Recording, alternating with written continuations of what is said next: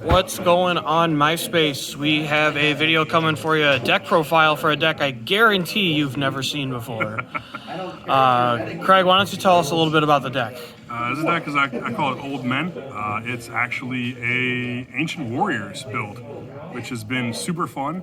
Has seen some success, but we can get into it right now.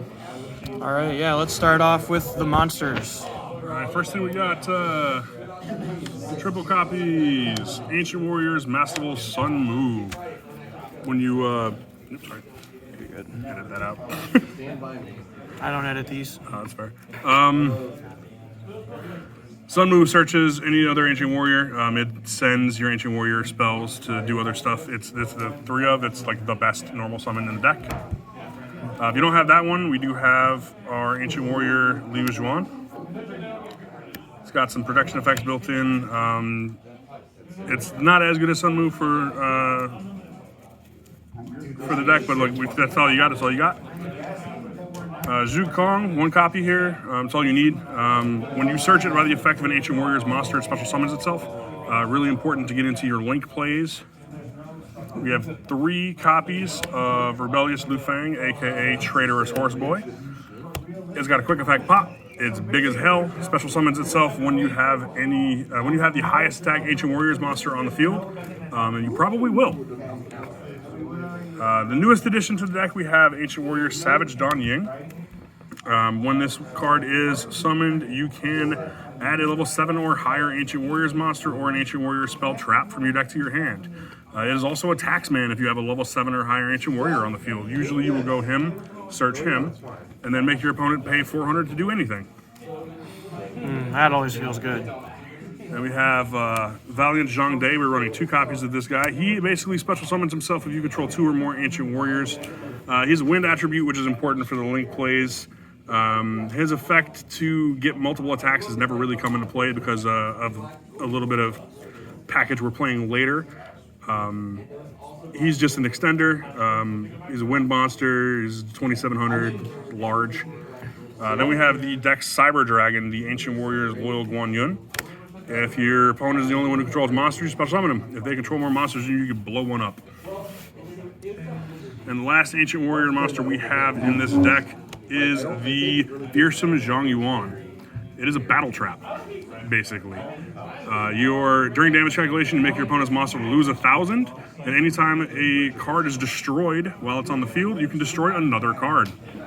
And that is it for the Ancient Warriors package.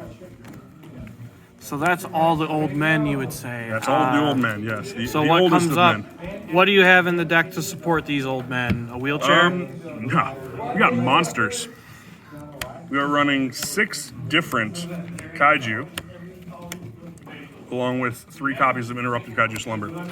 There is no better feeling in this world than Kaijuing your opponent's best monster and then blowing their crap up, summoning a bunch of old dudes and punching your opponent out of existence. Putting your opponent into retirement. Yes, yes. The reason we're running 6 different ones is because that way the Slumber never whiffs. You're always going to have at least 2 with different names in the deck. Yeah, fair enough. Onto the spells. We have, I know this is a cardinal sin here, but I'm waiting on a 3rd super to show up. 3 Tenkeys. Is recently off the list here. Searches out your Sun Mu, because like I said, that is the best normal summon in the deck. Best spell card in the deck here is going to be our 3 Visits. When you normal or special summon an Ancient Warriors monster, it adds another one. When you send it to the graveyard for an Ancient Warriors effect, you get to special summon one from your hand. Just helps extend. It's the best spell card in the deck. Now we have 2 copies of East by South Winds. Now this is a funny one. When this card is sent to the graveyard, it makes it so that your opponent cannot respond to your Ancient Warriors effects. It also gives them an additional effect, where when they declare an attack, they blow up a card. And that's an effect that your opponent cannot respond to. It doesn't have to be sent by another Ancient Warriors effect. You can get lucky with its own coin flip to blow it up. Wow. A lot of the time, though, you're just going to send it for Sun Mu or one of the other ones. And this effect is on a common, people. Yeah. The newest saga is Deception Betrayal. This special summons an Ancient Warrior monster from your hand. You take life points equal to its level. Usually you are going to search this so that you can summon out Don Ying and get its search and extend that way. The secondary effect to change an attribute and gain control of an opponent's Ancient Warrior has come into play a couple of times because of Traitorous Horseboy's traitorous nature. If your opponent ends the turn and they have the highest attack monster on the field, they gain control of it, so you can use this to just steal it back. 2 copies of Tensu, because, I mean, it's Beast Warrior deck. Like, why wouldn't you want additional normal summon? And because this is a heavy going second OTK deck, we are running 1 Duster, 2 Lightning Storm. And that is it for the main board. All right, that seems like a powerful strategy. I can honestly see this being a sleeper hit. Like, no one's going to expect it, that's for no, sure. They certainly don't. The single most important card in the extra deck is going to be our Double Dragon Lords. Honestly, I don't care about the rest of the other 12 cards. Like, this is good stuff. This is the best card. This, on summon, searches any Ancient Warriors card.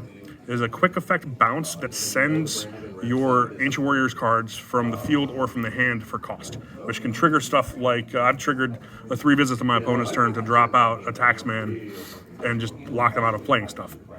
It's good stuff. It also allows you to OTK better because it gives all Ancient Warriors monsters, itself included, 500 attack. That turns even your little normal summons into 2,300 sticks, and it makes Traitorous Horseboy insanely large. I see. They're all Beast Warriors. Tiger King. I've used this to out Dragoon before. It's hilarious.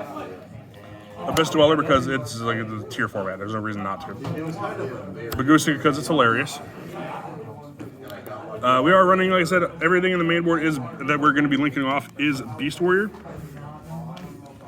So we have Ferjit and Shirag. No really need for Rugal in this, honestly. Hasn't really tested well. So I don't really run him. I just run Ferjit and Shirag because Shirag and then dropping a Traitorous Horseboy or any of the other free special summon ones is just, you just banish free advantage. It's good stuff. We are running a Nightmare package, Cerberus, Phoenix, Unicorn, a Boral Sword Dragon, Dark the Dark Charmer, Celine to combo with the Dark for the big payoff in the Link monster slot, access code talker. Like I said, the rest of these 12 cards are like pretty inconsequential. I was running Pot of Extravagance in the deck. I didn't really care about the extra for a while. Like, as long as you have access to a single Double Dragon Lord, you can just kill your opponent out of nowhere. Yeah. If there was if budget wasn't an option or a factor, is there any cards you would include that are currently not in the deck? I would consider Prosperity because I did have some success with the Extravagance, and Prosperity is just better. Okay. Like I said, you don't really care about half of, like, 3/4 of this extra deck anyway. Yeah, looks like it, yeah. All right, thank you very much for your deck profile. Kenpachi Yu-Gi-Oh signing off.